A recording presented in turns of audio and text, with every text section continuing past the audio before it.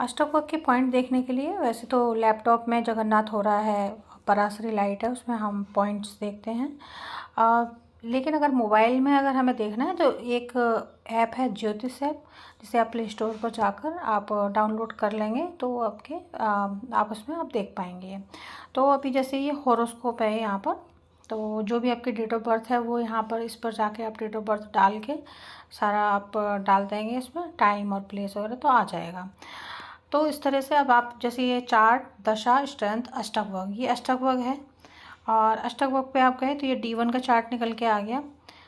यहाँ पर इस तरह से ये पॉइंट दिए हुए हैं इसमें 12 भाव में। नीचे ये है कि कौन से ग्रहण है और किस राशि में कितने पॉइंट दिए वो यहाँ पे अलग अलग दिया हुआ है, टोटल करके ये यहाँ पर साइड में ये दिया हुआ है।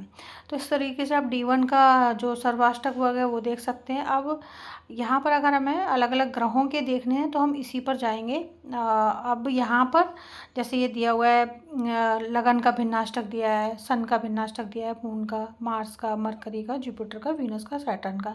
राहु और केतु के भिन्नाष्टक नहीं होते हैं। तो ये जो इनके इस तरह से 8 भिन्नाष्टक बनते हैं, 7 ग्रह और 1 लगन। तो जैसे हम सन के भिन्नाष्टक पर गए तो यहाँ पर हर भाव को अलग अलग ग्रह अपने अपने पॉइंट देते हैं, तो उसके अकॉर्डिंग यहाँ पर पॉइंट्स होते हैं। तो इस तरीके से हम देखते हैं यहाँ पर,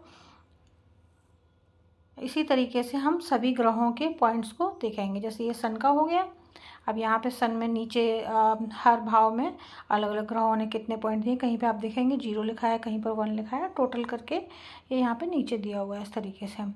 इसी तरीके से अगर हमें दूसरे किसी ग्रह का देखना है, जैसे हमें मरकरी का देखना है, तो ये मरकरी के यहाँ पर भिन्नाष्टक वर्ग दिया हुआ है यहाँ पर, और इसके पॉइंट्स दिए हुए हैं। तो इस तरीके से आप मोबाइल में ये ज्योतिष ऐप है, इसमें आप